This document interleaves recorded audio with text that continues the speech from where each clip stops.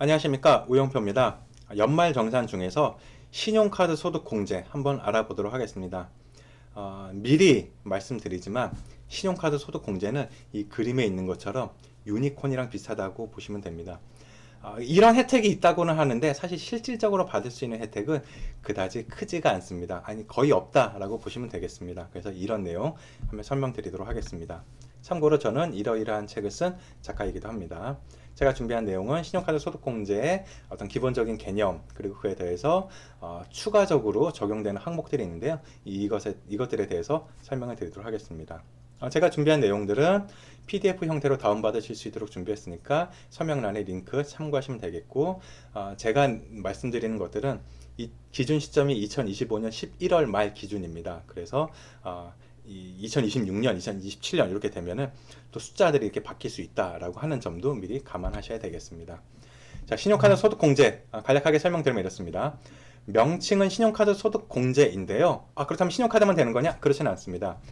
신용카드를 비롯해서 직불카드, 선불카드, 현금 영수증 발급받는 것 모두 포함을 합니다. 그러니까 카드를 쓰는 거, 그리고 현금 영수증을 받는 거, 요거에 대해서는 다 적용이 된다라고 이해하시면 크게 틀리지 않을 겁니다. 자, 일단 기본 조건, 여기서부터 어려움이 시작됩니다.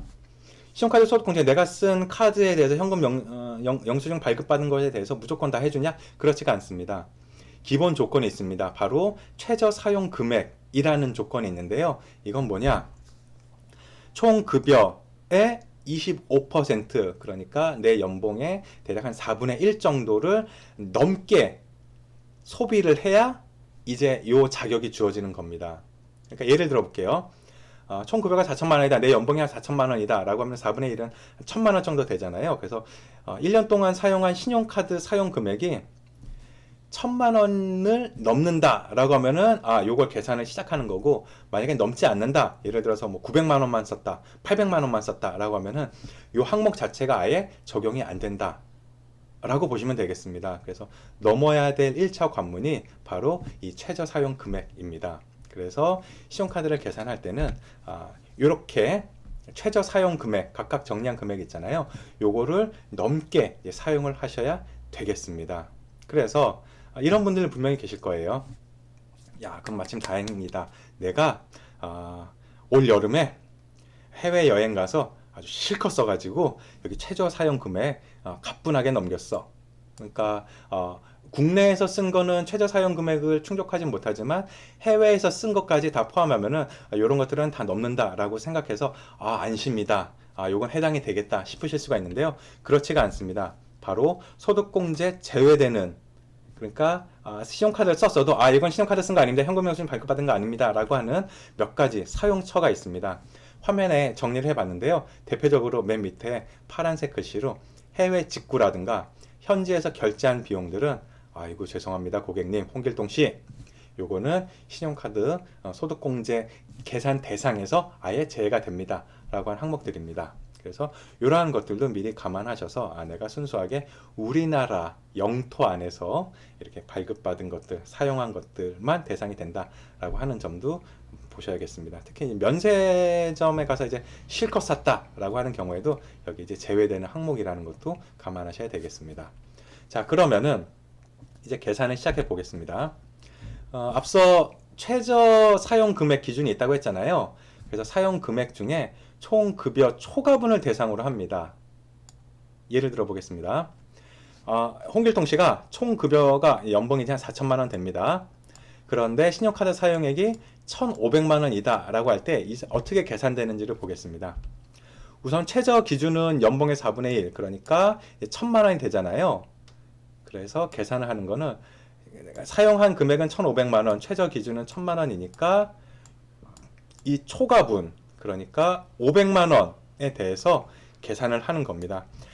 여기서 좀 불만이 있는 게요. 아니, 왜 꼭 초과분을 가지고 계산을 하냐라는 생각이 듭니다.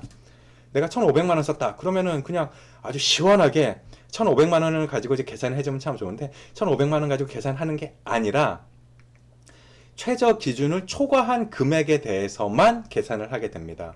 이게 신용카드 사용 이 소득공제 혜택을 받기 어렵다라고 하는 이유이기도 한데요.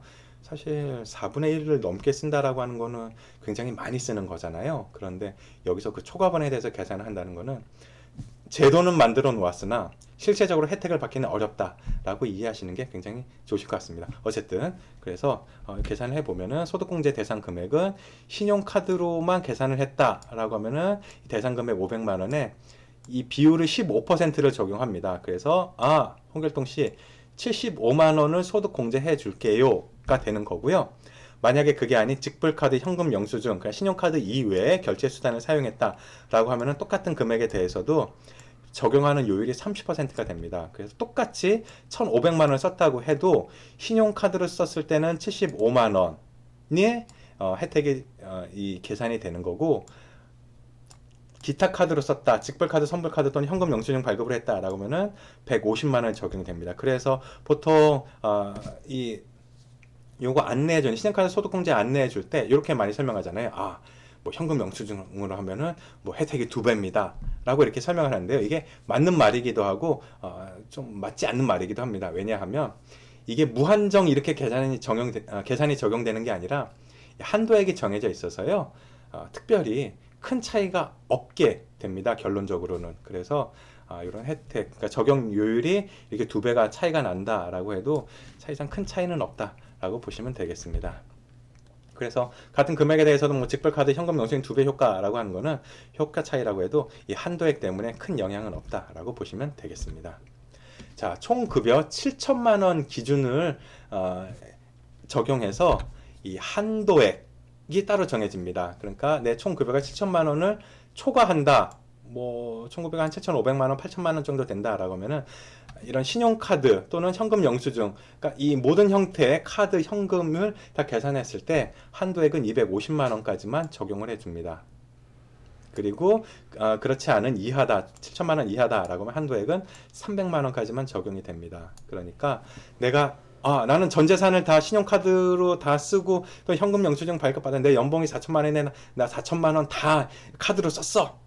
그러니까 나는 그 초과하면 1,000만 원, 뭐 3천만 원, 2천만 원 이거를 다 소득공제 받겠지가 아니고요. 아무리 다 쓴다라고 해도 결론적으로는 250만 원 소득공제 해줄게요. 또는 300만 원 소득공제 해줄게요가 됩니다. 그래서 이걸 세금을 요만큼 빼준다는 게 아니라 다시 소득공제의 어떤 그 복잡한 계산 메커니즘 있잖아요. 요 빼주는 금액을 다시 세율을 곱해서 얼마가 적용되는지 혜택이 있는지를 또 따로 계산해 봐야 됩니다. 아주 간단하게 뭐 15%다 20%다 라고 했을 때는 실제적으로 받을 수 있는 혜택 금액이 250만 원에 뭐 15%다 또는 뭐 20%다 라고 하면은 대략 한 5, 60만 원 안짝, 300만 원에 대해서 15%다 뭐 24%다 라고 하면은 뭐 50만 원에서 70만 원 사이 요 정도만 이렇게 세금 혜택이 있습니다. 그래서 신용카드 많이 썼다고 해서 나 연말정산 분명히 뭐 환급 받을 수 있을 거야 라고 생각하시면은 서로 좀 헛된 꿈을 꾸는 그런 결과가 나올 수 있다 라고 하는 점도 감안하셔야 되겠습니다. 그래서 이렇게 한도액이 적으니까 나라에서는 저 불만 가지지 마시고 자 추가 찬스를 제공을 했습니다. 그래서 별도로 한도액을 추가할 수 있도록 또 제도가 되어 있는데요. 그걸 한번 보도록 하겠습니다. 자, 추가 한도는 이와 같습니다. 총 급여 7천만 원 초과냐 이하냐에 따라서 또 한도액이 이렇게 추가적으로 또 제공이 됩니다. 급여가 많으면은 한도액이 더 많아야 되는데 뭐 동일하게 적용하지 않고 이렇게 좀 차등을 둬서 좀 더 급여가 낮은 분들이 혜택을 받을 수 있도록 한도액이 정해졌다라고 보시면 될 것 같고요. 이 전통시장 사용분에 대해서는 그 초과분의 그 40%를 적용해주고 대중교통 이용분 마찬가지로 40% 이렇게 적용을 해줍니다. 도서 공연 여기에 돈을 쓴다라고 하면은 30% 이렇게 적용이 되는데요. 여기서도 약간 좀 아쉬운 게 도서 공연의 경우에는 총 급여 7천만 원 이하에만 이렇게 30% 적용을 해줍니다. 바꿔 말하면 총 급여가 뭐 8천만 원, 9천만 원이다라고 하면 당신은 좀 월급이 빵빵하니까 도서 공연은 세금 혜택 기대하지 말고 순수하게 당신 돈으로 좀 봐라 라고 하는 어떤 나라의 뜻이 또 반영된 게 아닌가 싶은데요. 그래서 결과적으로 보면은 이렇게 추가적인 어떤 혜택을 제공함으로써 신용카드, 현금 영수증에 대해서도 아주 많이는 아니지만 어느 정도 좀 불만은 잠재웠다라고 보시면 되겠습니다. 그런데 이 전통시장 사용분에 대해서 이게 사실 뭐 우리가 유튜브 같은 거 보면은 뭐 광장시장 같은 데 가면은 아예 카드 안 되고 현금 영수증 발급 안 되고 이런 가게 사례들이 있잖아요.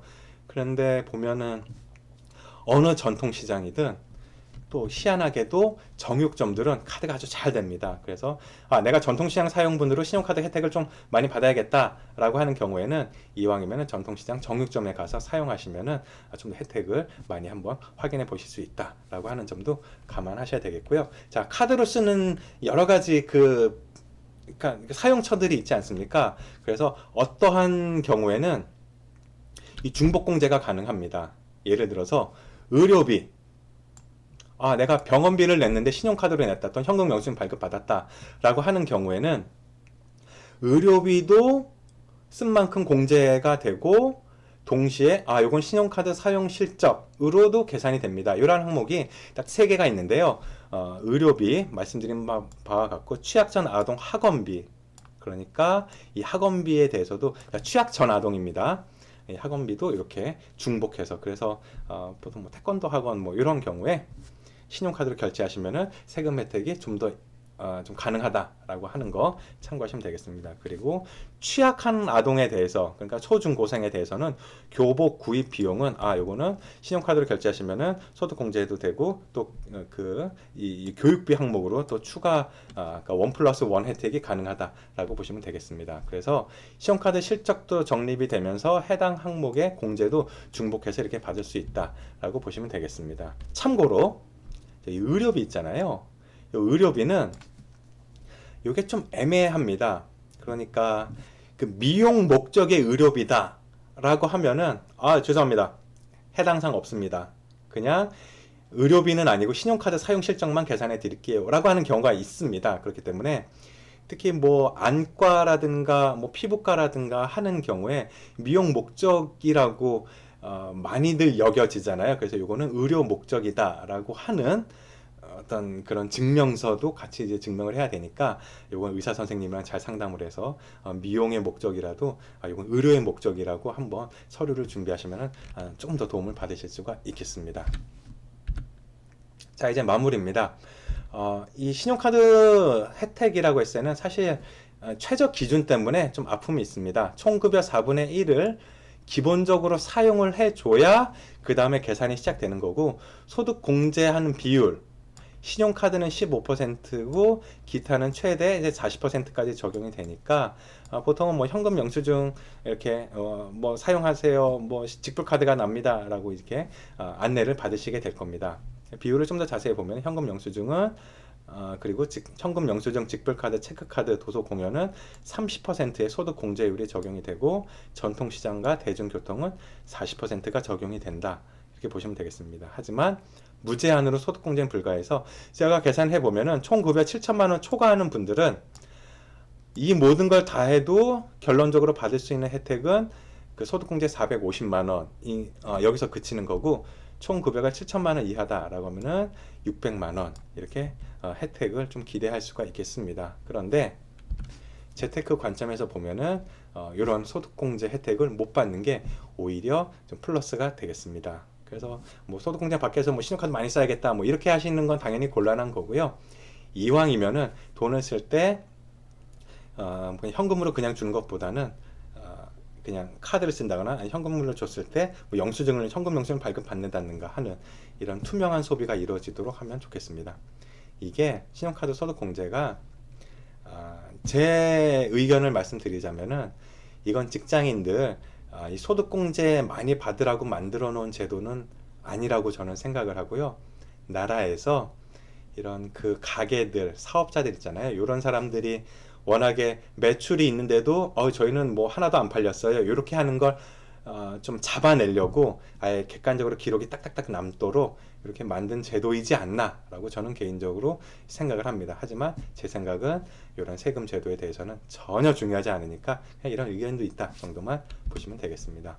자, 여기까지가 제가 준비한 내용입니다. 이 내용들은 따로 링크로 다운로드 받으실 수 있도록 해놨고요. 혹시라도 이 영상이 마음에 드셨다면 좋아요와 구독 부탁드리고, 그렇지 않다, 때려쳐! 라는 생각이 드셔도 한 번만 더 기회를 부탁드리겠습니다. 자, 준비한 내용 여기까지입니다. 수고 많으셨습니다. 감사합니다.